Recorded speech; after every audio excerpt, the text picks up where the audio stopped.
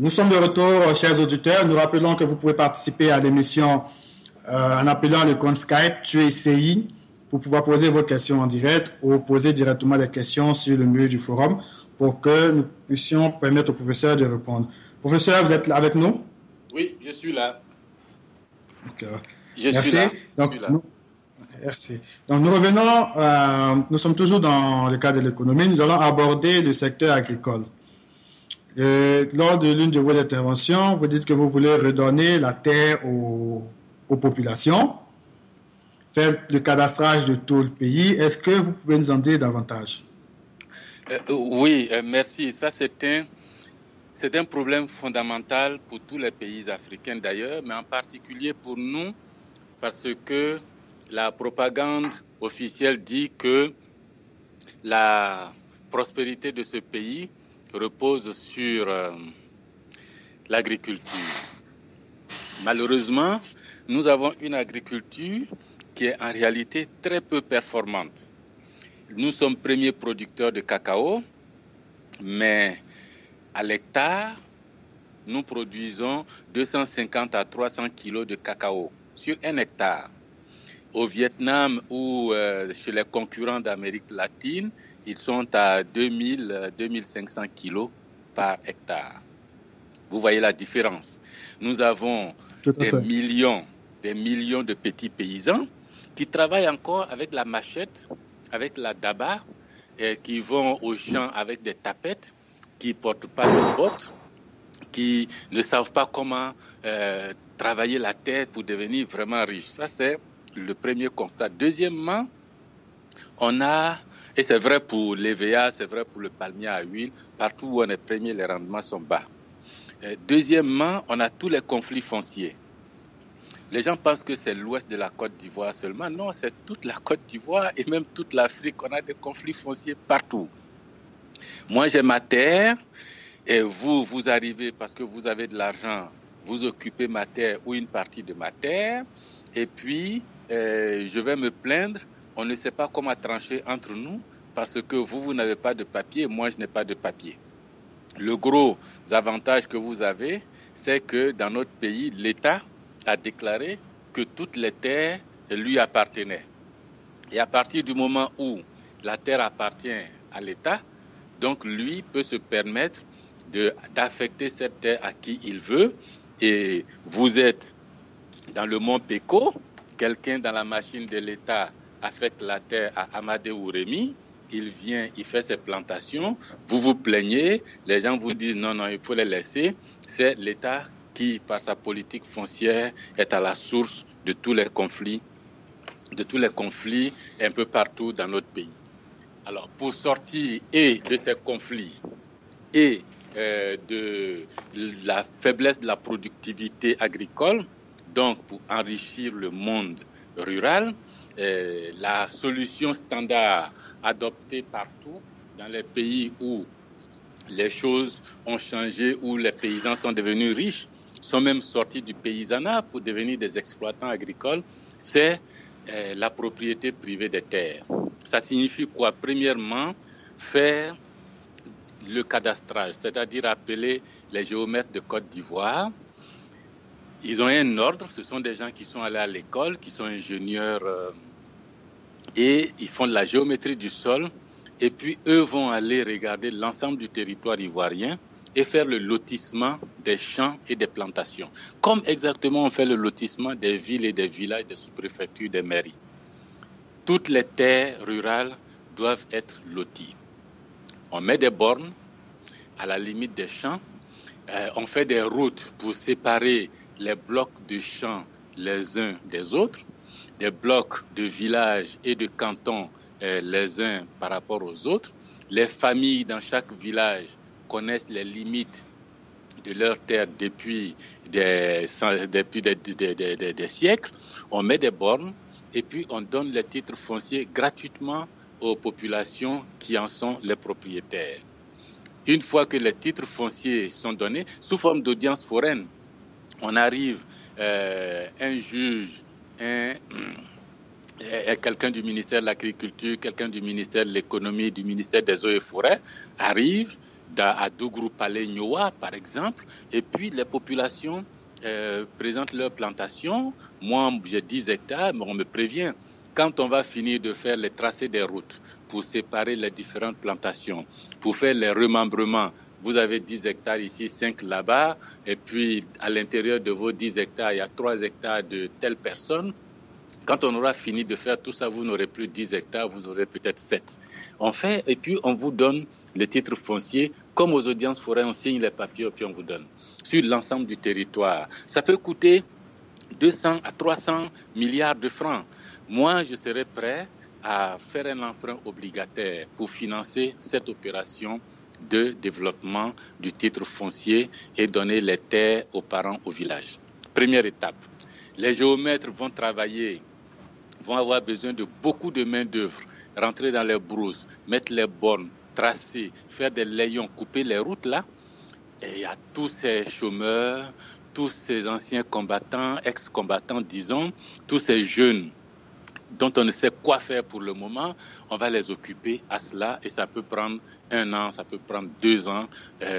Avec les moyens techniques, le GPS, ça peut aller très vite. Si les géomètres ivoiriens ne suffisent pas, qu'on fasse venir des géomètres du Mali, du Sénégal, du Burkina, de France, de Belgique, de Suisse ou d'ailleurs, mais ça peut aller très vite. Pour payer, puisque les paysans ne vont pas dépenser 5 francs. Ça fait déjà 60 et quelques années, même plus depuis que le colon est venu dire que la terre c'était pour le monarque là-bas à Paris.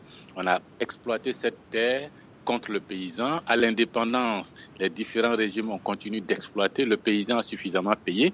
On signe les titres fonciers, on leur donne. On fait tous les papiers comme on fait pour nos villas et nos immeubles habitants. Une fois ça... Ça a un coût, tout ça. 200, 300 milliards, 400 milliards, peut-être même 1000 milliards. Alors, il ne faut pas hésiter à aller sur le marché financier et prendre un prêt. Mais ce prêt-là, ce ne sera pas pour construire un pont entre Cocody et Marcory. Ce sera pour faire tourner l'activité dans le monde rural, dans le monde paysan. Vous imaginez les géomètres dans tous les villages avec 20, 30, 40, 50 jeunes qui sont en train de travailler, des machines qui viennent de Chine, de Singapour ou de l'Inde pour commencer à sortir de nouvelles routes, pas pour voyager, mais des nouvelles routes entre les villages là-bas pour délimiter et puis faire des ponts entre les villages. Ça va coûter cher, mais ça va faire bouger le monde rural. Ça va modifier la physionomie du monde rural. Les gens qui ont fini, qui ont leur titre foncier, vont maintenant rentrer dans une seconde phase. Le titre foncier obtenu, c'est ce qui va leur permettre de présenter des garanties devant le système bancaire. À la banque, quand vous, aujourd'hui, vous voulez acheter une maison, vous voulez acheter une voiture, vous allez voir le banquier, il vous dit quelles sont les garanties que vous me donnez. Est-ce que si je vous prête 15 millions, vous me rembourserez effectivement? Le banquier vous dit, bon, domiciliez votre compte chez moi ici d'abord. Deuxièmement, le prêt que vous demandez, si ça dépasse 1 million, apportez-moi un aval. Trouvez quelqu'un en ville là-bas qui s'engage à dire que si vous ne remboursez pas, lui, il va rembourser. Et apportez-moi une caution. Le paysan, il n'en a pas. Mais une fois qu'on lui donne ce titre foncier, il n'a plus besoin d'aval. Il se présente devant le banquier. Il dit au banquier, j'ai 15 hectares de terre là-bas dans mon village. Je veux faire de l'EVA, je veux faire du riz, je veux faire du maïs, mais pas avec les formules archaïques de mes parents. Je veux faire du maïs qui va me rapporter 12, 13 tonnes à l'hectare. Pas du maïs qui va me faire 500 kilos à l'hectare. Mais pour ça, j'ai besoin de machines-outils, j'ai besoin de remuer le sol, j'ai besoin de fertilisants, j'ai besoin de semences sélectionnées, j'ai besoin d'entretien, d'arrosage, d'ouvriers. Et le banquier va dire, bon, moi je peux vous prêter pour les 15 hectares 5 millions, mais quelles sont les garanties? Le paysan, à ce moment-là, va présenter son titre foncier, dit, bon, voilà mon titre foncier sur la terre. Si vous pouvez vérifier, et il y a un contrat qui est signé, si je ne paye pas cet argent dans les termes du contrat négocié avec vous, bon, vous êtes libre maintenant, c'est une sorte d'hypothèque. ma terre, vous pouvez me l'arracher, la vendre, vous rembourser et puis me donner le reste de l'argent. Si vous êtes d'accord ceci, avec quelle mesure d'accompagnement? La première des mesures d'accompagnement, c'est faire des réformes dans le système bancaire, dans le système financier. Aujourd'hui, nos banques ne savent pas financer le développement de l'agriculture. C'est plutôt des caisses de dépôt. Elles savent financer l'exportation, c'est-à-dire que si vous allez leur dire que vous avez un stock de 50 tonnes de cacao, que vous avez un acheteur là-bas à Amsterdam et que vous allez vendre, vous montrez les papiers de ce cacao ici, vous montrez le papier du vendeur, de l'acheteur là-bas qui est prêt à acheter, le banquier est capable de vous faire l'opération et puis il a sa marge là-dessus.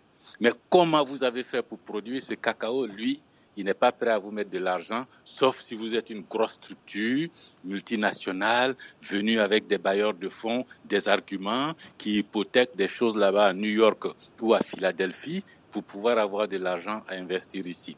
La mesure, c'est de transformer le système bancaire pour lui permettre de créer plus facilement des produits financiers adaptés à ce financement agricole, en particulier un marché hypothécaire. Un marché hypothécaire avec des assurances qui elles-mêmes vont changer leur nature et créer des produits financiers adaptés. C'est le gouvernement lui-même prendre des dispositions pour aller par la suite collecter l'impôt foncier. Parce que si vous voulez que le système dure, il faut que ces routes, ces pistes et ces villages puissent bénéficier d'infrastructures, d'écoles, de maternité, de santé. Et puis ces routes-là ne sont pas destinées à rester en terre comme ça. Sur les 50 ans à venir, il faut penser à y mettre le goudron. Quand vous faites le tour de la Suisse, de l'Allemagne, de la France, de l'Italie, dans les champs, les routes qui passent dans les champs entre les villages là-bas, là, sont goudronnées. Mais on n'a pas fait ça d'un seul coup. On a commencé et c'est l'impôt foncier qui permet de faire ça. Et il ne faut pas étouffer les paysans avec. Une fois que le système bancaire est modifié, que l'impôt foncier est mis en place, l'exemple que je prends souvent, c'est de dire, je ne vais même pas me fatiguer, je vais demander juste 1 franc CFA, et je n'ai pas dit 5 francs, 1 franc CFA par mètre carré sur l'impôt financier l'impôt foncier aux paysans qui sont là-bas dans nos villages. 1 franc, quelqu'un qui a 1 hectare, c'est 10 000 mètres carrés, à la fin de l'année, on lui a donné son titre foncier. S'il a fait du maïs, bon, il a de l'argent, il nous paye notre impôt foncier 10 000 francs pour 1 hectare. Je suis sûr que si là-bas, il nous paye notre impôt foncier 10 000 francs. S'il a 10 hectares, il va payer l'impôt foncier correspondant. Alors, faites un calcul simple. Pour un pays comme la Côte d'Ivoire, qui déciderait d'immatriculer 200 000 km² de terres rurales agricoles sur 322 000 km² du territoire. Généralement, laissons tomber les villes, laissons tomber les montagnes, les cours d'eau, les rivières, les routes. Prenons que les champs, 200 000 km². C'est un exemple. Et l'État décide, une fois qu'on a fait ça pendant la première année, la deuxième année, la troisième année, impôt foncier sur ces terres. Le pays avec 200 000 km² de terres à fiscaliser, c'est 200 milliards de mètres carrés. 200 milliards de mètres carrés à 1 franc le mètre carré, c'est 200 milliards de ressources fiscales supplémentaires pour l'État. On s'est endetté... Par an, par mois? Par an. Alors, vous avez pris un crédit de 1 000 milliards pour faire tout ce boulot, et puis 2 ans après, vous avez 200 milliards qui rentrent. Vous commencez à rembourser votre dette, mais sans aller creuser un nouveau trou pour venir rembourser cette dette. C'est le fruit du travail des 1 000 milliards dans le monde rural qui vous donne 200 milliards. Si vous payez 50 milliards au titre du remboursement de la dette ou 100 milliards au titre du remboursement de la dette, bon, vous avez encore 150 ou 100 milliards pour entretenir le monde rural, mais commencer à mettre le goudron doucement sur ces routes. Et puis, l'une des grosses mesures d'accompagnement qui va avec, c'est que les fonctionnaires de l'État, les hommes politiques qui vont gérer ces ressources, arrêtent eux-mêmes de détourner les fonds publics. Cet argent ne mérite pas d'être utilisé pour aller acheter des avions pour le président, acheter des voitures pour le président, dépenser dans des dépenses farfelues, priorité absolue sur le monde rural. À mon avis, quand tous les pays qui dans le monde, que ce soit le Japon, les États-Unis, l'Europe occidentale, et même l'Europe de l'Est, après la chute du mur de Berlin, tous les pays qui l'ont fait sont tout de suite partis et le monde paysan a commencé à connaître la prospérité et la pauvreté a plutôt reculé. Et si vous prenez des prêts pour faire ça, vous enrichissez, votre croissance devient enrichissante. Si vous prenez des prêts pour faire autre chose que ça, les paysans restent à côté. Et merci professeur. Oui. Je pense que c'est un peu plus clair pour tout le monde. Aujourd'hui, nous avons plusieurs questions des auditeurs qui reviennent chaque fois. Toutes les mesures, tout ce que vous avez cité tantôt, pourquoi vous ne les avez pas proposées quand vous étiez ministre de l'économie, puis à l'Assemblée nationale? Je propose ces mesures, parce que c'est vrai, cette question me la pose très souvent. Je propose ces mesures en tant que président de la République.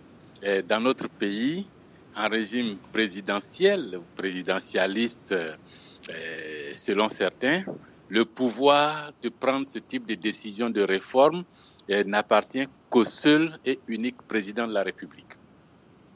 Ni au président de l'Assemblée nationale, ni au ministre des Finances, ni à qui que ce soit d'autre. C'est le président de la République qui décide. Et tout dépend de ses priorités. Il y en a qui achètent des avions, d'autres construisent des ponts, font des routes.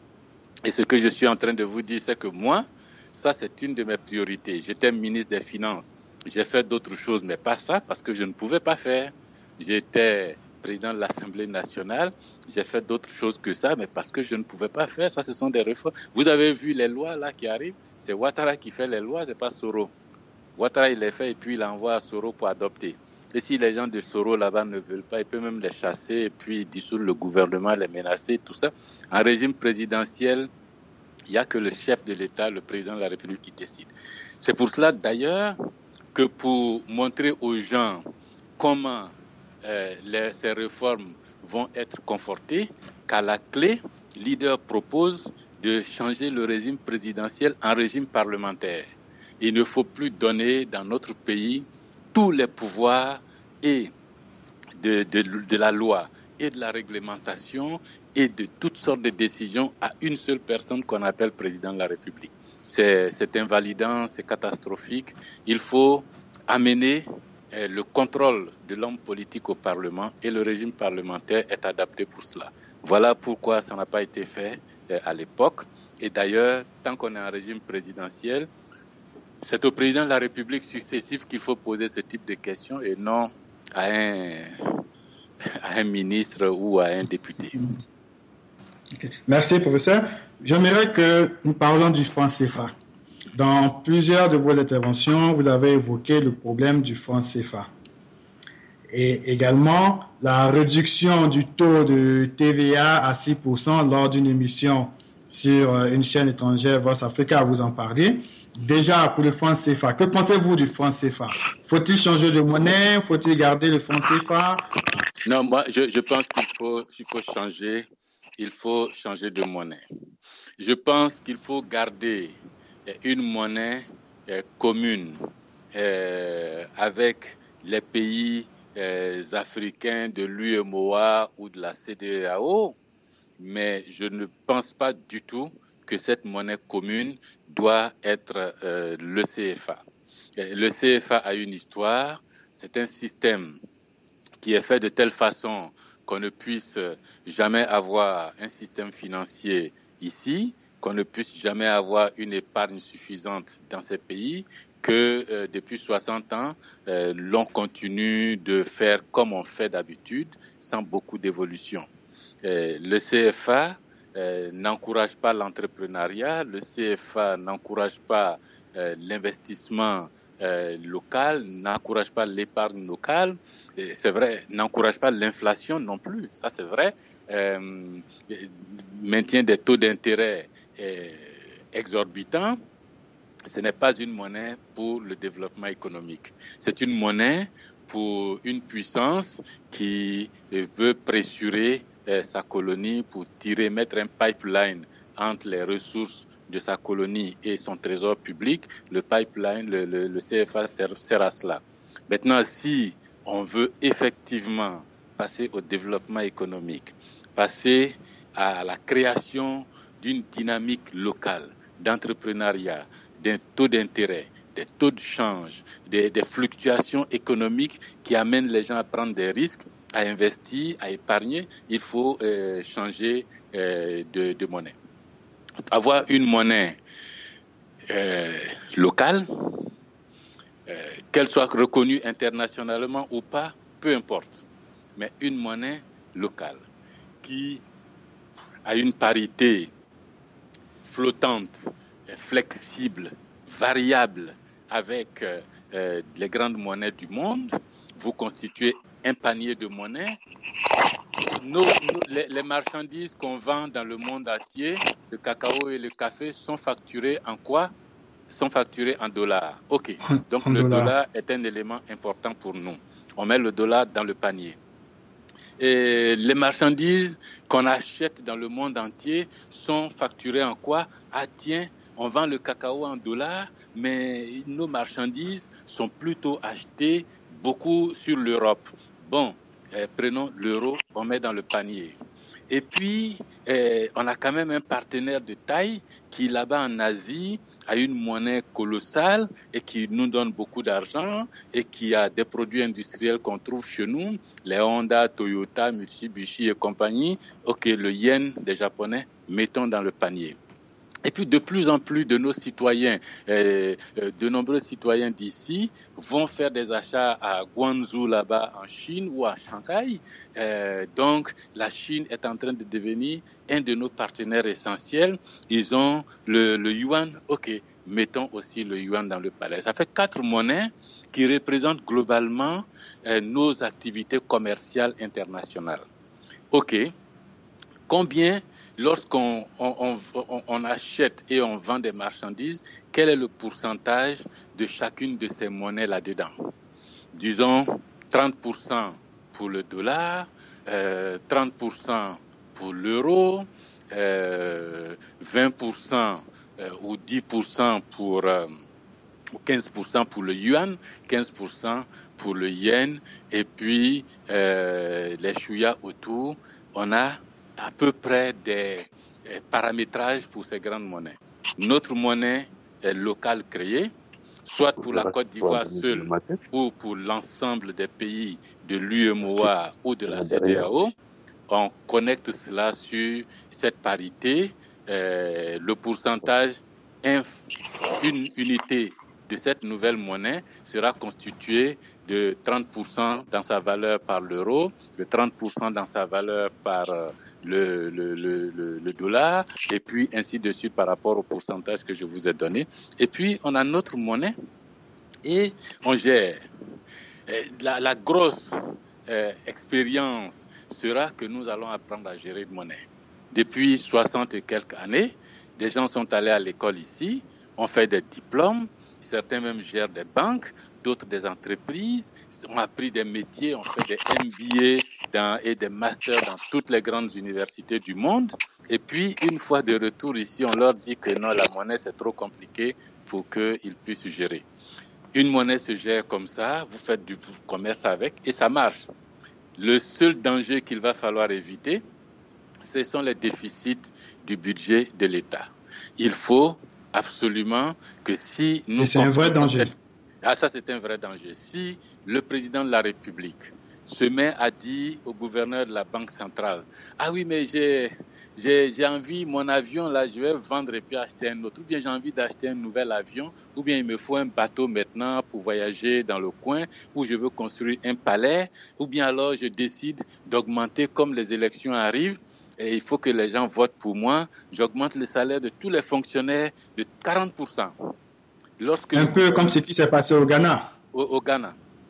Comme ce qui s'est passé au Ghana. Et puis un peu ici aussi, quand le président Ouattara s'est levé il n'y a pas très longtemps là pour dire qu'il augmentait les salaires comme ça des fonctionnaires sans tenir compte de la productivité, du rendement, des conditions. Et lorsque vous faites cela, vous creusez automatiquement le déficit parce que comme l'argent en question ne se trouve pas au trésor public, vous appelez le gouverneur de la Banque centrale, cher frère, bon, tu as écouté la radio, non?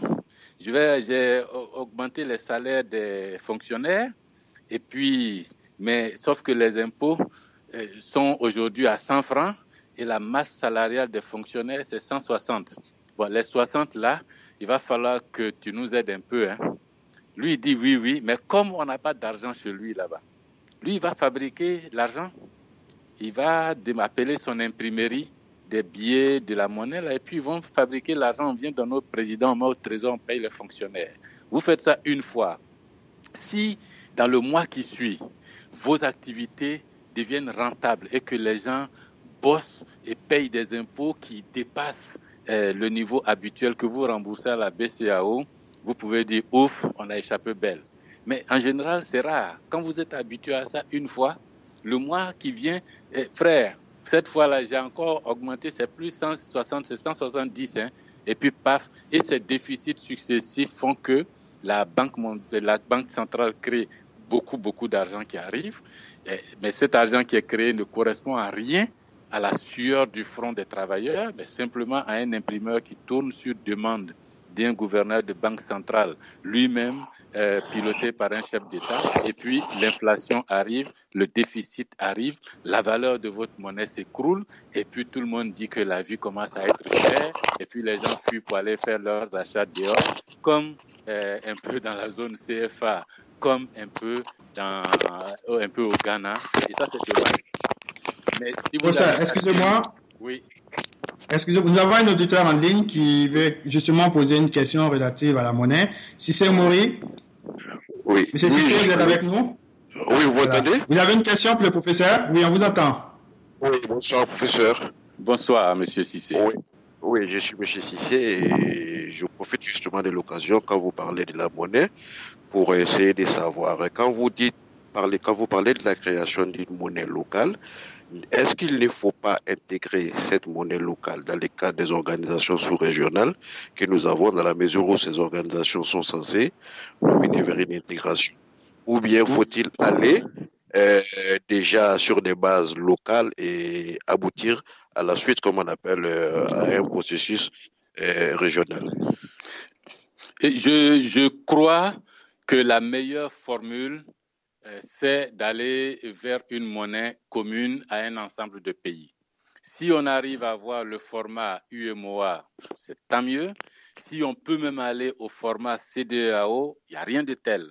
Si on peut avoir le format continental de Dakar à Johannesburg et puis à Nairobi là-bas, pourquoi pas?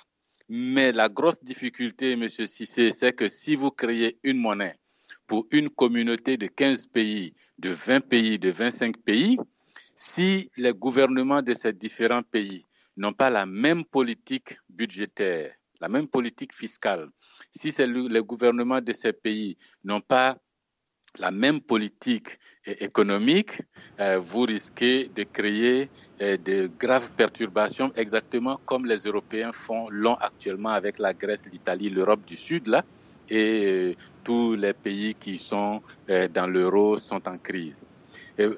Vous allez avoir des pays qui vont faire des déficits et d'autres qui vont être bien gérés sans déficit. Ceux qui vont faire de gros déficits vont perturber complètement la vie collective à l'ensemble de la monnaie, et puis ceux qui vont gérer correctement leur monnaie vont subir les conséquences comme l'Allemagne et la Grèce aujourd'hui.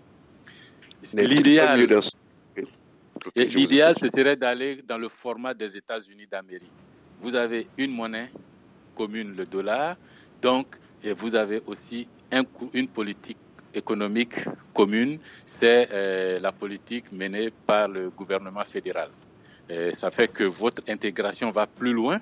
vous ne vous contentez pas d'avoir une superposition de présidents de la République dans l'UEMOA ou la CEDEAO, mais tous les autres présidents deviennent des gouverneurs, des chefs d'État locaux, et puis vous créez au-dessus un gouvernement fédéral avec un budget fédéral, un déficit fédéral et la monnaie fédérale. Et en ce moment-là, l'histoire est gérable. Mais ça va avec la politique. Les Européens ont créé l'euro commune, mais ne sont pas allés jusqu'à créer le gouvernement commun. D'où les difficultés que nous constatons. Je pense que là, vous êtes en train de dévancer ma question parce que je m'apprêtais justement à vous poser la question en se disant, ne vaut-il pas mieux mettre l'accent sur une intégration politique dans le cadre duquel on posera les fondamentaux de l'intégration économique pour pouvoir aboutir finalement à une monnaie commune? Oui, quand vous dites... Je voudrais compléter, si vous le permettez, professeur. Oui. La question de M. Cissé, parce que avant d'aller à une monnaie commune, est-ce qu'il ne faut pas établir d'abord des bases de gestion pour chaque région? Parce que si chaque pays n'est pas prêt à aller vers une monnaie commune, on risque de se confronter au même problème qu'on a présentement dans l'Union européenne. Oui, c'est tout un processus. C'est un processus, c'est pour cela que il faut commencer. Bon, vous dites l'intégration politique, M. Cissé, vous avez raison, et puis vous dites renforcer des politiques communes. Mais les politiques communes, il ne faut pas juste penser avoir une politique d'exploitation de mines en commun, une politique des universités en commun, une politique d'énergie en commun. Non, il faut aussi avoir une politique monétaire en commun. Parce que la monnaie, comme l'impôt, comme l'éducation, comme la santé, il y a la politique de la santé en commun, la politique de la monnaie en commun. Et sur le plan monétaire, c'est ce qu'il faut faire. Sur le plan de la défense, il y a la mutualisation des armées, la déconcentration de ces armées. C'est absolument important, je suis d'accord avec vous. Mais ça suppose que les gouvernements eux-mêmes prennent conscience que individuellement, tel que nous sommes balkanisés là actuellement, individuellement, il est difficile que nous puissions nous en sortir. Difficile. Que ce soit pour l'énergie, que ce soit pour le transport, que ce soit pour la monnaie. C'est vrai que la monnaie est cruciale parce que c'est un vecteur important qui touche toutes les autres activités puisque c'est elle qui permet d'acheter et de facturer les autres. Mais c'est d'abord une décision politique. Et c'est faisable. Vous savez, les colonies américaines ont commencé à 13 et au commencement, là, les monnaies, c'était pas encore le dollar unique pour tout le monde. Hein. Et puis, progressivement, on est arrivé jusqu'à la réserve fédérale et puis chaque pays indépendant, le Nouveau-Mexique prend son indépendance, adhère aux États-Unis. La Californie prend son indépendance, adhère aux États-Unis. Le Texas adhère jusqu'à aujourd'hui 50 et quelques pays. On peut toujours commencer par un noyau UEMOA ou CEDEAO, et puis si c'est bien géré, si c'est correctement géré, et les autres vont progressivement comprendre qu'ils ont intérêt à venir là-dedans, comme l'Europe a commencé à 6 et puis maintenant ils sont à 25, sauf politiquement, ils ne sont pas encore prêts à faire le grand bond comme les Américains et ça a des conséquences. Et nous, on pourrait parce qu'on est jeunes et puis nos peuples pourraient facilement accepter puisque les gens se déplacent facilement entre le Ghana et la Côte d'Ivoire, entre le Burkina et la Côte d'Ivoire, le Sénégal et le Mali, la Guinée et le Sénégal. On peut le faire, mais les gouvernements généralement aiment avoir des territoires captifs comme ça où chacun règne et puis l'autre à côté est considéré comme l'étranger, comme le pays voisin, comme l'extérieur, alors qu'en réalité, le type traverse la frontière à longueur de journée, on ne peut même pas contrôler. Ça, c'est clair. Professeur, nous avons une question d'un auditeur, M. Tidiane, qui, par rapport au titre foncier qui doit aboutir sur des prêts bancaires. Quand on sait qu'aujourd'hui, le taux des prêts sont élevés dans nos banques, est-ce que vous comptez créer une banque publique pour soutenir l'agriculture? Les banques publiques peuvent, pourquoi pas, on peut en créer. Mais ce n'est pas parce qu'elles sont publiques que les taux d'intérêt vont être plus bas. Si vous voulez des taux d'intérêt bas, ce n'est pas la nature publique ou privée qui le fait. Il y a deux éléments qui le font. Premièrement, c'est l'abondance de l'épargne, donc l'abondance de l'argent qu'on prête là. C'est comme les ignames, quoi, ou le manioc, quand il y en a beaucoup sur le marché, le prix baisse. Et deuxièmement, c'est la concurrence que les banques vont se faire si vous administrez les taux d'intérêt, que c'est par décret ou quelqu'un là-bas à la Banque centrale ou ailleurs décide que désormais le taux d'intérêt appliqué sur les prêts là c'est 5%, 1,3 pour tout le monde. Vous tuez la concurrence et automatiquement les gens ne peuvent pas financer l'agriculture. Or, si vous encouragez la concurrence entre les banques, que chaque banque doit imaginer de nouveaux produits financiers, que chaque banque, quand il fait un tour là-bas à Bouna ou à Korogo, regarde les éleveurs, les cultivateurs et puis se dit, tiens, moi, je vais inventer un produit financier qui va correspondre aux besoins de ces gens avec tel taux d'intérêt et puis je vais capter le marché exactement comme les compagnies de téléphonie font là, quoi. Inventer de nouvelles formules toujours pour attirer des clients. Les banques font ça. Et puis, bon, vous avez le financement qui se fera et c'est ce qui va faire que le taux d'intérêt va baisser. La concurrence et l'occasion de créer de nouveaux produits financiers. Si vous choisissez la banque publique, c'est une bonne formule. Mais s'il n'y a pas de concurrence, votre banque publique va devenir une boîte à gaz. Vous allez mettre toujours de l'argent là-dedans, payer un staff relativement cher et puis qui va malheureusement faire des déficits, financer des projets pour les ministres, leurs femmes et leurs familles, les membres du parti au pouvoir, et puis ne pas toucher effectivement les paysans pour lesquels vous, à la conception, vous aviez pensé. Le DG là-bas, lui, il va faire des prêts à ses amis. Quand vous lui donnez 100, il donnera 30 aux paysans et puis 70 aux gars du parti. Et puis bon, or, ce n'est pas l'objectif que vous, en tant que président de la République, vous avez cherché. Merci pour ça. Nous avons une autre question d'un auditeur, M. Tony Bois. Vous avez évoqué, comme je disais tantôt, la baisse de la TVA entre 5,50 et 6%. Comment vous comptez recouvrir le manque à gagner? Aujourd'hui, de nombreuses populations chez nous, en Afrique et puis bon, en particulier en Côte d'Ivoire, se plaignent du coût de la vie élevé. Et dans ce coût de la vie, il y a les prix des marchandises que les consommateurs, les ménages vont acheter. Et dans ce prix des marchandises, il y a cette taxe que l'État met là-dessus. Quand vous achetez une chaussure, le prix normal, c'est 100 francs. Bon, comme la TVA est à 18%, le vendeur vous dira, bon, c'est 100 francs arrivé à la caisse, il vous dit, bon, il y a les 18% de taxes pour l'État, quoi. Et c'est valable pour le riz, le sucre et autres.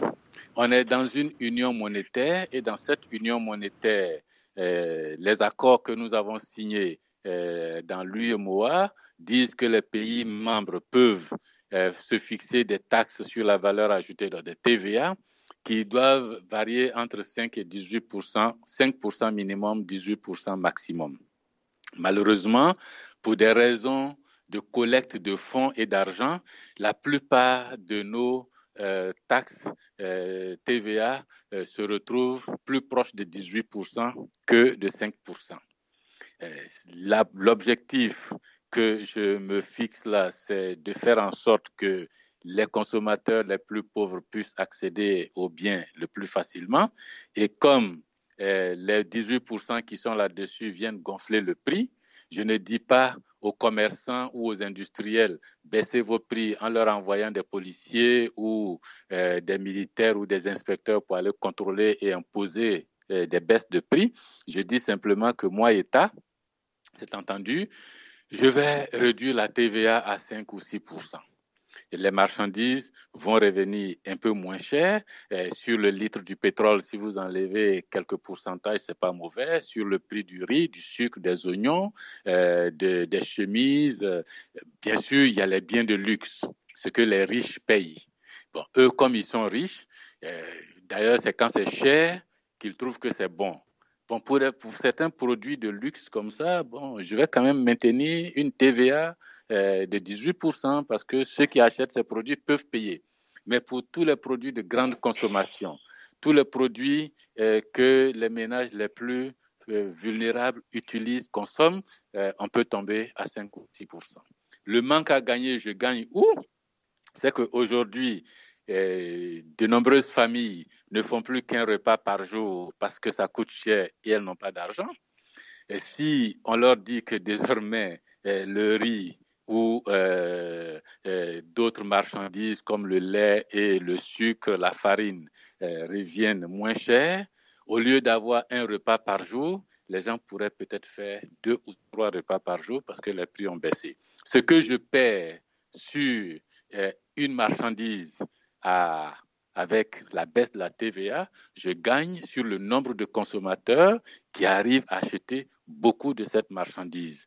Et puis, au bout du compte, il n'y aura pas de manque à gagner, ou avec le temps, il y aura même un effet qui va propulser la consommation. Et cette consommation qui est propulsée signifie pour les usines qui fabriquent les savons, qui fabriquent les chaussures, qui fabriquent les pagnes, les t-shirts, les casquettes, les médicaments et autres, bon, ça va propulser leur production et elles, en produisant davantage, vont payer aussi un peu plus de revenus, de salaire aux gens. Les gens deviennent riches, puis vont manger maintenant 3 ou 4 fois. Certains vont même commencer à prendre des goûters et puis bon, acheter d'autres biens qu'ils n'auraient jamais achetés au cours actuel. Et je joue sur les grands chiffres, les grands nombres, et puis je joue sur l'amélioration du niveau de vie de ces familles-là qui vont améliorer leurs conditions générales et acheter davantage de marchandises. Merci, professeur. Nous sommes à 22h15. Nous avons fait 1h45 d'émission. Il nous reste 15 minutes. Nous allons évoquer la santé et le social. Que comptez-vous faire au niveau du social, au niveau du système sanitaire en Côte d'Ivoire, quand on sait qu'aujourd'hui, les Ivoiriens, il faut le reconnaître, ont du mal à se soigner? Alors, sur le plan de la santé, le social, je vais prendre l'éducation, la santé et puis peut-être la famille globalement. D'abord, la santé. Aujourd'hui, la grande quantité, sinon la 70 à 80% des médicaments que nous utilisons dans nos soins de santé et qui sont vendus dans nos pharmacies nous sont offerts par des monopoles.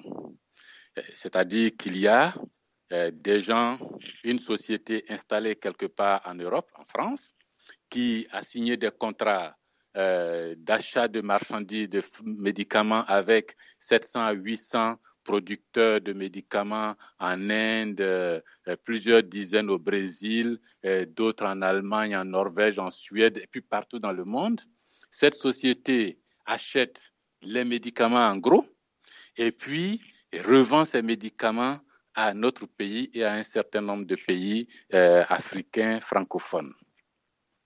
Alors, la question, c'est pourquoi on n'autoriserait pas les pharmaciens d'Abidjan ou de Daokro ou de Mans à aller, soit en coopérative ou individuellement, c'est à eux de s'arranger, acheter ces médicaments-là directement avec les fabricants qui sont là-bas aux États-Unis, en Allemagne ou en Chine ou en Inde. Ça ferait gagner, le circuit serait plus court, le monopole disparaît et puis les prix seraient plus compétitifs et donc les médicaments moins marché, meilleur marché. Ça veut dire que sur le plan du social, je vais mettre un terme ou en tout cas prendre des mesures pour que le marché du médicament soit un peu plus libéralisé qu'il ne l'est aujourd'hui.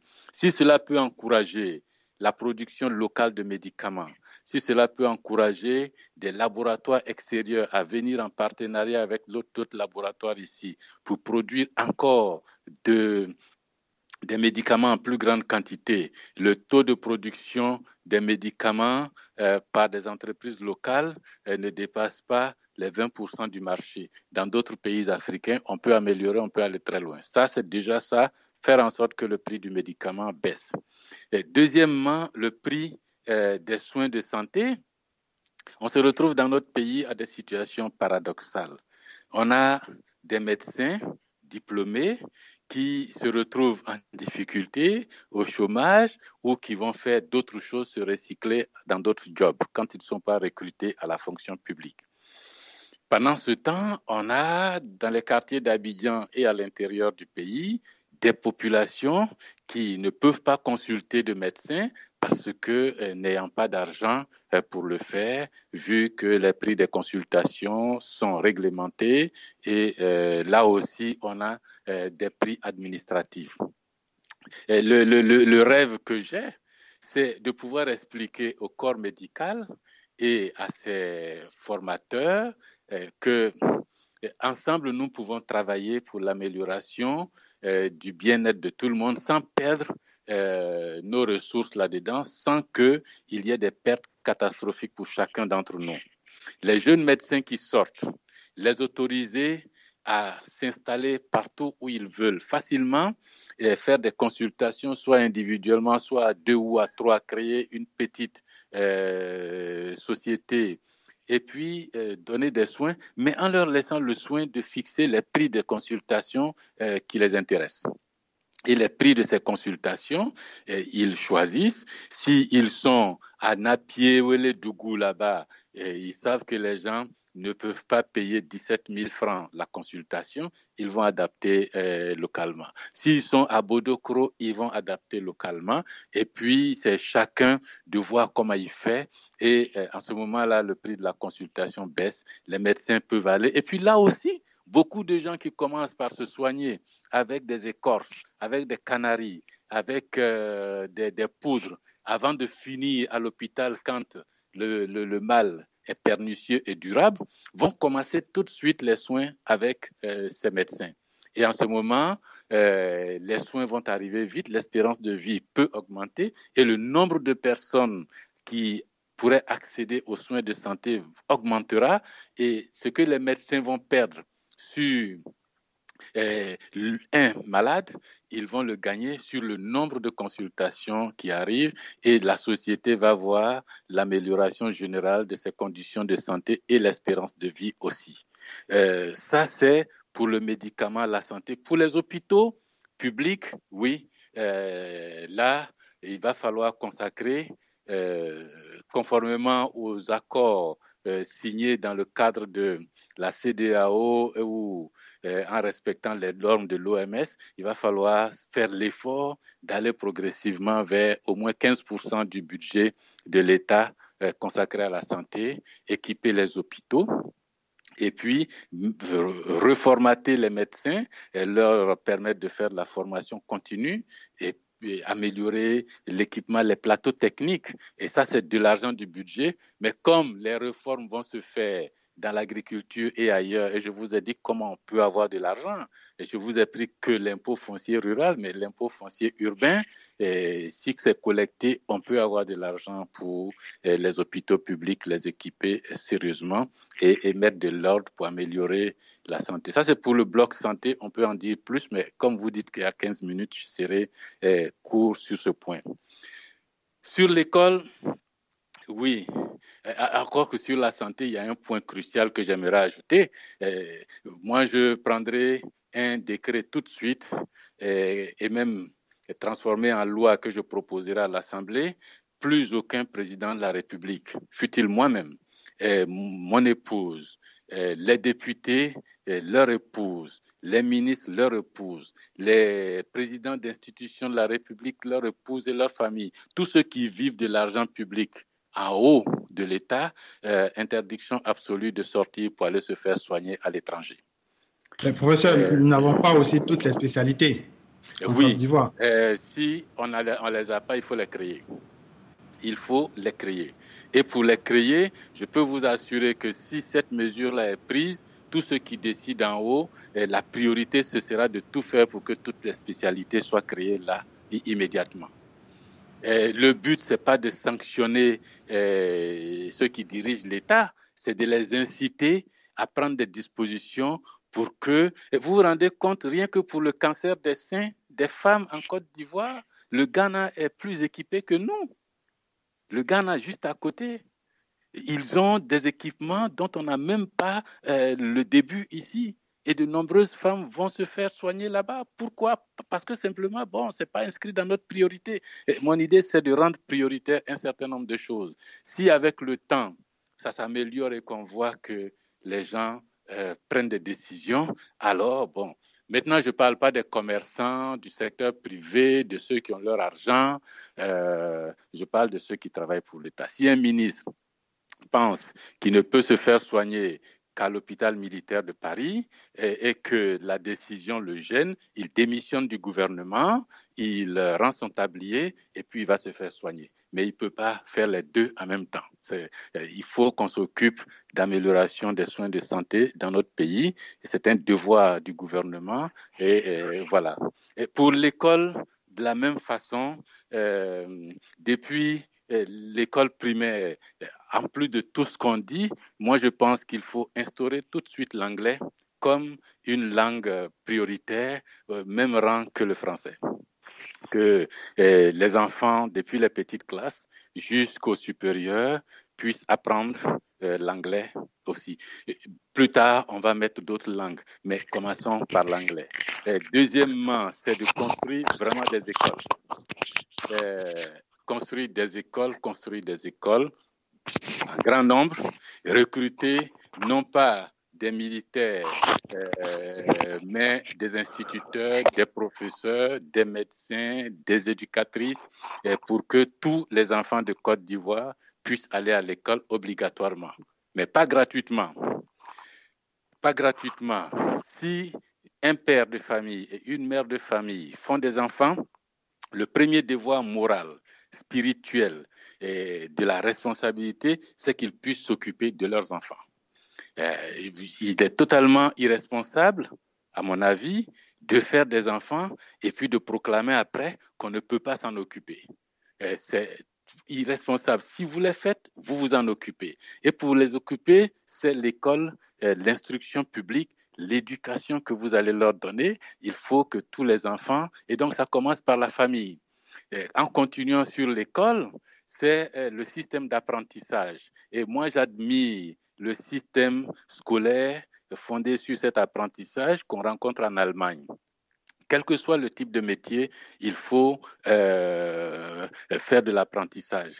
Vous vous rendez compte, par exemple, aujourd'hui, nous achetons de grandes Mercedes, de grosses voitures, des 4x4, avec des véhicules bourrés d'électronique.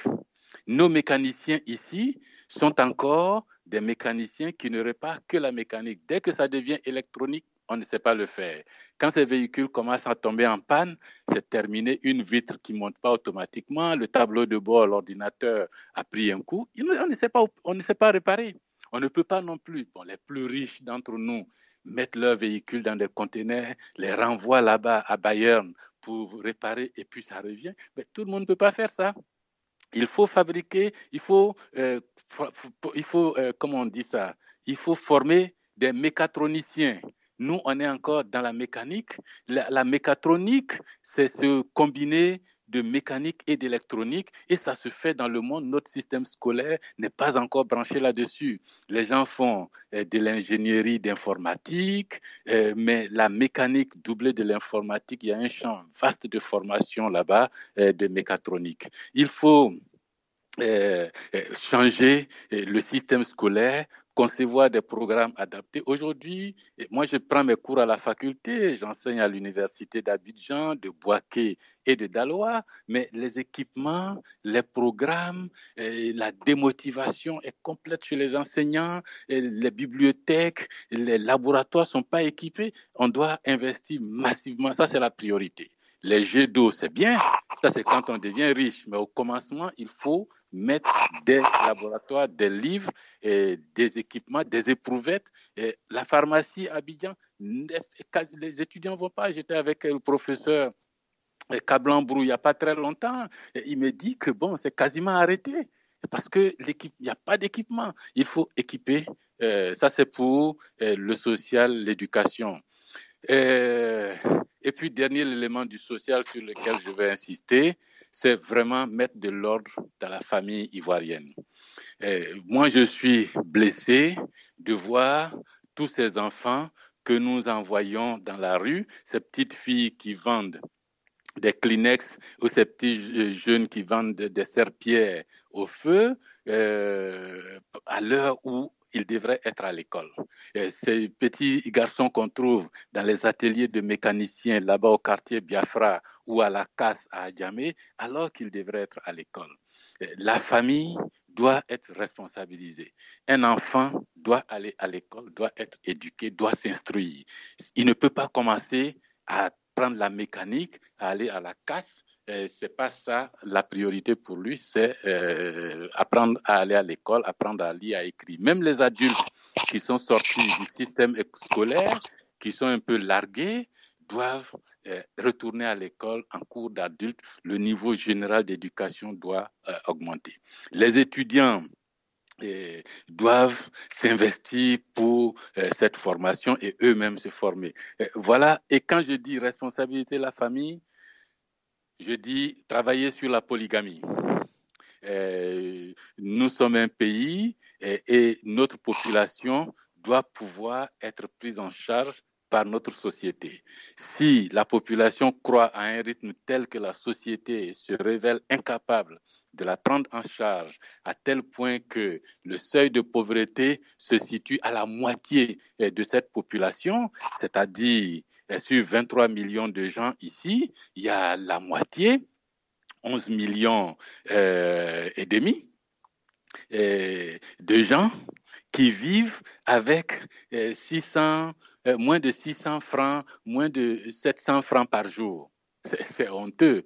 Et au cœur de cela, il y a l'évolution démographique et la famille, le nombre d'enfants. Et je pense, et les statistiques le prouvent, le nombre d'enfants est plus élevé dans les familles où il y a la polygamie que dans les familles où il n'y a pas de polygamie. Le chômage est plus élevé dans les familles où il y a la polygamie que dans les familles où il n'y a pas de polygamie. La population carcérale, quand vous allez à la MACA, que vous regardez les statistiques, les chiffres, les enfants qui y sont très souvent issus de familles polygamiques que de familles où il n'y a pas de polygamie. Alors, tout ça me fait dire qu'il faut mettre de l'ordre dans la pratique de la polygamie, d'où cette idée lancée que si un jour j'étais président de la République et que je devais mettre de l'ordre dans la famille, c'est la législation sur la polygynie, mais sa version polygamie, un homme, plusieurs femmes, il faut mettre de l'ordre. Ça ne veut pas dire qu'on va obliger les gens à avoir plusieurs femmes. Ça veut dire que les gens qui ont déjà plusieurs femmes sont hors la loi parce que notre loi sociale, notre code civil dit que dans notre pays, c'est la monogamie qui est en vigueur. Et on ne peut pas mettre les gens en prison parce qu'ils ont violé la loi. Donc on reconnaît simplement qu'ils ont des pratiques et c'est 60% de la population. On ne peut pas les jeter dehors. Ils font une pratique, il faut mettre de l'ordre. Premièrement, vous êtes en mariage polygamique, il faut que le droit de la femme des femmes soit respecté. Toutes les femmes là-dedans doivent avoir un droit. Celle qui a été la première mariée, elle a souffert avec, elle a produit des choses. Et si vous allez chercher une seconde épouse, le droit de la première et de ses enfants doit être garanti. C'est comme si vous étiez dans un contrat et puis il y a une nouvelle qui arrive. Elle, ses droits sont garantis, mais celle qui a investi depuis de longues années, ses droits sont protégés. Si vous faites des enfants, il faut, dans le mariage polygamique, prouver que vous pouvez vous occuper de vos enfants. Et si vous en faites 6, 7, 8, 9, 10, il faut pouvoir les éduquer, les soigner, les loger. Pas question de les envoyer dans la rue et traîner sous prétexte que vous n'avez pas de moyens. Si vous n'avez pas de moyens, il faut faire le nombre d'enfants correspondant à vos moyens. Et puis bien d'autres mesures encore pour mettre de l'ordre dans la famille. La Constitution dit que la famille est la cellule de base de la société ivoirienne. Si la base est fausse, le reste de la société ne peut pas être meilleur. Si nous arrivons à traiter cette question délicate en essayant de ne pas blesser les gens, en essayant de ne pas lever les gens les uns contre les autres, en montrant que eux, les hommes et les femmes, ont intérêt à ce qu'il y ait de l'ordre là-dedans. Ça règle le problème d'héritage, ça règle le problème du statut de la femme, ça règle le problème du statut des enfants, et ça règle le problème du chômage et de l'insécurité et de bien d'autres choses dont on a besoin pour avoir un bon indice de tranquillité dans notre pays. Ok, merci professeur. Nous avons une question de Cissé Mori. Cissé Mori, vous êtes avec nous? Oui, je suis avec vous, docteur. D'accord, donc vous pouvez poser votre question directement. Oui, bonsoir professeur encore moi. Bonsoir. On ne peut pas parler des social sans porter un regard sur l'actualité du moment concernant les déguerpissements qui ont en cours en ce moment. Quel est votre regard sur ce phénomène de déguerpissement et quelles sont les solutions sur le plan social que vous pourrez proposer afin de faire une adéquation entre l'obligation de préserver l'intégrité du domaine public sans que cela ne se ressente forcément de façon dramatique dans le quotidien des Ivoiriens? Oui, c'est vraiment, vous le dites, c'est un arbitrage délicat qu'il faut mener. Premièrement, le domaine public de l'État, il est de la responsabilité de l'État de s'en occuper. De la même façon que mon domaine privé, ma maison, ma voiture, mon champ, je m'en occupe, l'État ne doit pas laisser son domaine public à l'oubli, et soit ça devient des tas d'ordures dont il ne s'occupe pas, soit alors certains hommes de l'État derrière mettent ces terrains en location et puis qui deviennent des quartiers précaires. Les gens y vivent pendant 10, 15, 20 ans. Des enfants y naissent, grandissent et puis un jour l'État se réveille en disant attention, c'est mon domaine, vous allez déguerpir avec de la brutalité condamnable. Ça c'est un. L'État doit prendre soin de son domaine public. Lorsque le plan global de la cité est fait, et que des réserves publiques sont là, il faut que l'État considère que ces réserves, il est de sa responsabilité d'entretenir ces réserves publiques de sorte que personne ne vienne les squatter. Que ce soit des forêts classées, que ce soit des parcs nationaux, que ce soit des espaces urbains, des terrains vagues, des espaces sous les lignes de haute tension, des bordures de rivières, de fleuves, de lagunes, l'État doit s'en occuper. Si c'est bien occupé, personne ne vient squatter. Deuxièmement, une fois que c'est squatté, que les gens sont venus s'installer et vivent là pendant de longues années, si vous voyez que les coûts de déguerpissement et le choc psychologique subi par ces personnes ce n'est pas une peur, c'est pas un problème d'électorat, c'est un problème social. Jeter des femmes et des enfants dans la rue avec leur matelas, en train de savoir où aller le lendemain, sachant que l'enfant doit reprendre l'école, socialement, ce n'est pas bien. En leur donnant des périodes de déguerpissement, des périodes assez longues. Mais il ne faut pas leur dire par lettre, dans 6 mois, on va vous déguerpir, commencer à partir. Non, il faut être là tous les jours pour le leur répéter, pour que les gens prennent des dispositions. Il ne faut pas qu'ils oublient et dorment sur leur laurier. Et puis, il faut les aider à trouver des situations de remplacement. Si vous devez les déguerpir, il faut essayer, dans le meilleur des cas, de trouver un espace de l'État ailleurs où ils pourraient être logés. Si l'État ne peut pas le faire du tout, alors il faut trouver une formule pour qu'il n'y ait plus de gens qui vivent dans ces quartiers précaires. C'est-à-dire travailler à l'amélioration des conditions de vie de l'ensemble de la population. Et le drame pour moi, c'est tous les enfants que j'ai vus dans ces quartiers, que ce soit à l'époque à Washington ou bien à Gobelé récemment, ou bientôt, là, comme c'est annoncé, à Mosikro ou Bolibana, là-bas. Le drame, c'est toutes ces familles vulnérables. Les gens qui vivent dans ces quartiers précaires ne sont pas des gens fortunés, hein. Ce sont des gens qui, n'ont pas grand moyen et quand ils sortent de là, ils vont nécessairement créer un nouveau bidonville ailleurs. Je ne dirais pas que je peux m'engager à créer du logement social. Mais si les entreprises devenaient de plus en plus performantes. Si le niveau d'éducation s'élevait, on aurait de moins en moins de quartiers précaires de ce genre, et alors le système de HLM, d'habitat à loyer modéré, pourrait voir le jour. Et moi, c'est sur cet aspect que je joue. Le prix du ciment, le prix du fer à béton, le prix de la terre, le prix des matériaux de construction. Si je deal avec des entreprises qui sont prêtes à construire pour le social pour ces personnes-là, pourquoi ne pas leur faire des abattements fiscaux, des améliorations fiscales pour leur permettre effectivement de construire pour du social pour ces personnes-là, étant entendu que rapidement, si les conditions générales s'améliorent, les gens vont sortir de cette pauvreté. Le même type de politique, d'ailleurs, M. Cissé, jouerait pour les arts, la culture et le sport.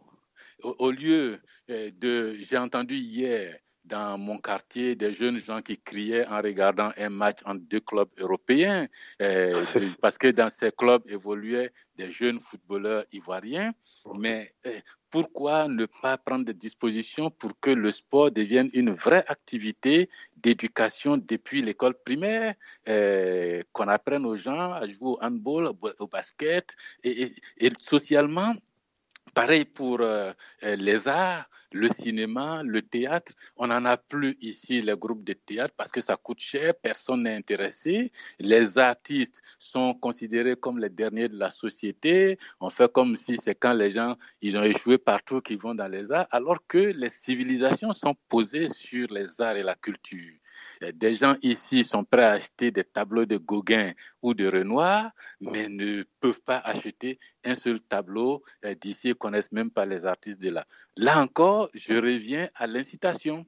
Si dans la loi sur les entreprises, j'inscris que toutes les entreprises qui peuvent consacrer une partie, ou toute personne qui peut consacrer une partie de son bénéfice, de son résultat d'exploitation à financer les arts, la culture, le sport, la santé, le social, je lui fais des abattements fiscaux, je lui fais des déductions fiscales. Je pense que c'est un type d'incitation qui pourrait amener des entrepreneurs privés qui se font de l'argent à s'intéresser à l'humanitaire comme ça, à encourager les artistes, à encourager le cinéma, à encourager la musique, à encourager le théâtre, à encourager donc la construction de logements sociaux, et l'État leur fait des abattements fiscaux, des déductions fiscales. Et à mon avis, cela est possible, cela marche dans un certain nombre de pays. Au Brésil, l'État à un moment donné a décidé de donner et de dire aux familles, envoyez tous vos enfants à l'école, obligatoirement. L'argent que l'enfant vous rapporte par jour, quand il sort, il va travailler dans les garages, il va vendre les journaux, il va vendre les petits trucs en ville et puis il rapporte, c'est combien de francs? On donne à la famille vulnérable, à cette femme qui attend que son fils se débrouille aussi pour qu'on mange, on lui donne 15 000 francs par mois ou 20 000 francs par mois, mais l'enfant va à l'école. Vous prenez la garantie que l'enfant doit aller à l'école. Pourquoi pas? Si ces 20 000 francs peuvent permettre à cette femme de ne pas s'asseoir et d'hypothéquer l'avenir de l'enfant, et que l'enfant va s'éduquer, d'ici 15-20 ans, cet enfant pourrait devenir un ingénieur, pourrait devenir un avocat, et puis prendre en charge ses parents. Il faut imaginer, il faut être proche des gens pour connaître les points de souffrance et puis trouver des solutions. Moi, je le fais et je pense que cette expérience peut être partagée avec l'ensemble de la Côte d'Ivoire. Merci, professeur. Nous allons prendre une dernière question d'un auditeur en ligne qui demande quel est votre regard sur la réhabilitation des universités de Côte d'Ivoire. Pour moi, c'est un scandale et je n'arrêterai pas de dénoncer cette réhabilitation qui aura coûté, tous les chiffres tombent, 175 ou 180 milliards officiellement.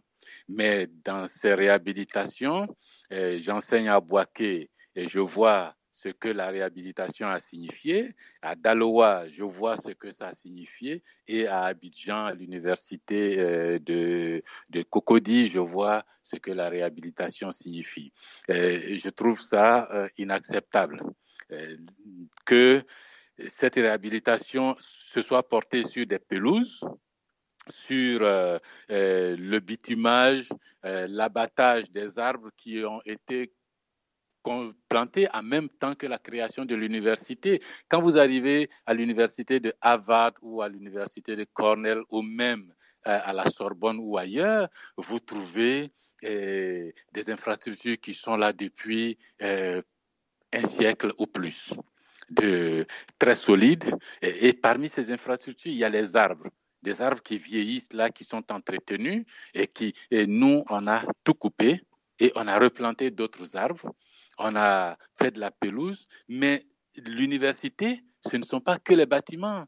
Le capital humain, la formation qu'il y a dans l'université se trouve dans les bibliothèques, se trouve dans les laboratoires, se trouve dans les salles, pas seulement dans les salles de classe, les murs, mais dans les connaissances que les gens vont y acquérir. Nous, on a vu que le bâtiment, le béton, tout ce qui est ciment, et puis tout ce qui est intangible.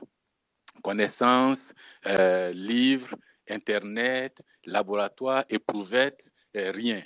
Et je trouve que la réhabilitation aura été un fiasco complet. Bon, ça ne m'étonne pas. Le président Ouattara ne s'était pas engagé à réhabiliter des universités. Il avait dit qu'il en construirait 5. Bon, comme il n'a pas été capable de les construire, il a préféré mettre la peinture sur celles qui existent. Et puis, bon, on devrait pouvoir accepter comme de nouvelles universités. Et de plus, cette réhabilitation a mis à la poubelle les franchises universitaires. Selon les lois qui gèrent l'université, les présidents d'université sont élus par des conseils d'université, les doyens des facultés sont élus par le conseil de fac, mais depuis, toutes ces règles ont été jetées à la poubelle. Ces personnes sont nommées directement par le gouvernement, et puis c'est tout.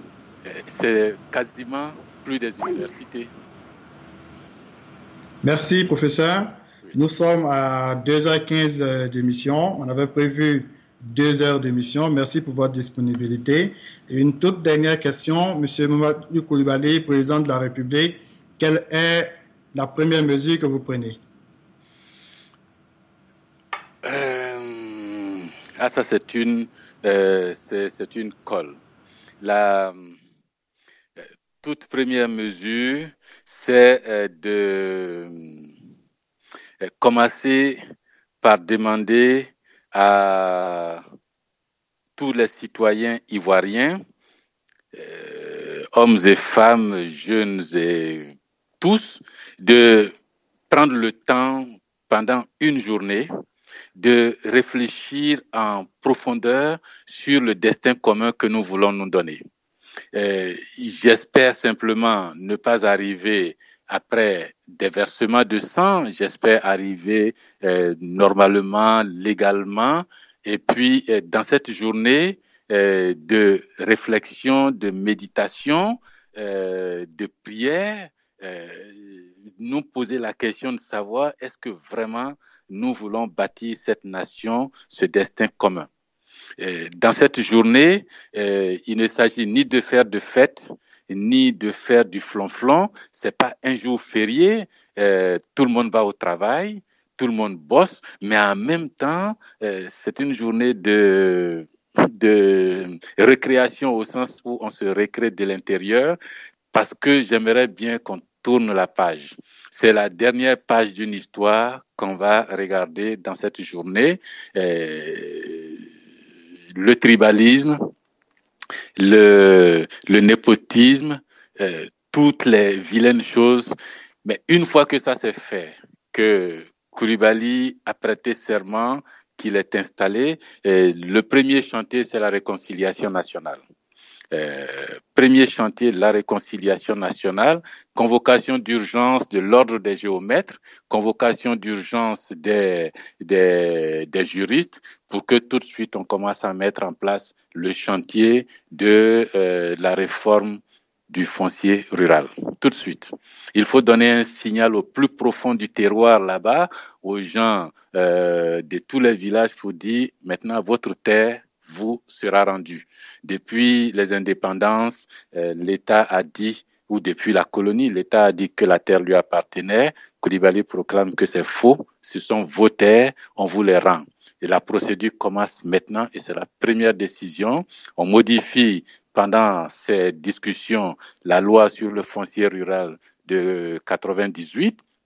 On y intègre le projet de loi adopté au dernier congrès de leaders et qui existe. Et puis, les géomètres vont commencer à travailler sur l'estimation du coût, le nombre de personnes qu'il faut, la durée qu'il va falloir, et puis se répartissent le boulot. Et la loi qui va aller à l'Assemblée nationale sera le reflet de cette volonté de toutes ces populations à vouloir tourner la page sur toutes les blessures du passé et puis commencer une nouvelle histoire, l'histoire de la Côte d'Ivoire qui va marcher en se regardant sans complexe, en n'ayant plus peur de l'avenir, en n'ayant plus peur du changement, de la transformation. Et vraiment, la première mesure sur le foncier, c'est cela. Merci, professeur. Merci pour votre disponibilité. Merci d'avoir pris le temps de répondre aux questions de nos auditeurs. Et nous vous laissons partir. Nous savons que vous êtes beaucoup occupés, mais vous avez tenu à être là, présent pour cette émission. Nous remercions également tous les auditeurs qui nous ont suivis depuis 20h30. Nous remercions en particulier Nathalie Yam qui a permis que cette émission soit possible. Et nous vous disons bonne chance pour la suite. Et on espère qu'on aura une campagne apaisée où chaque candidat pourra défendre ses idées, présenter ses projets de société pour la population. Donc, merci encore, professeur Mamadou Coulibaly. Nous rappelons à tous nos auditeurs que TUI Radio est ouverte à tous. Tous ceux qui veulent intervenir, nous sommes disposés à les entendre, à les écouter, à faire passer leur message pour une Côte d'Ivoire nouvelle. Et nous vous disons bonne soirée, à la prochaine émission. Merci et bonne soirée à tous. On espère vous revoir aussi à nouveau si possible. Le temps est tellement vite passé. Quand vous voudrez, je reste disponible sans problème. Merci, professeur. Oui, et bonne soirée à tous. Bonne soirée à tous. Oui, merci.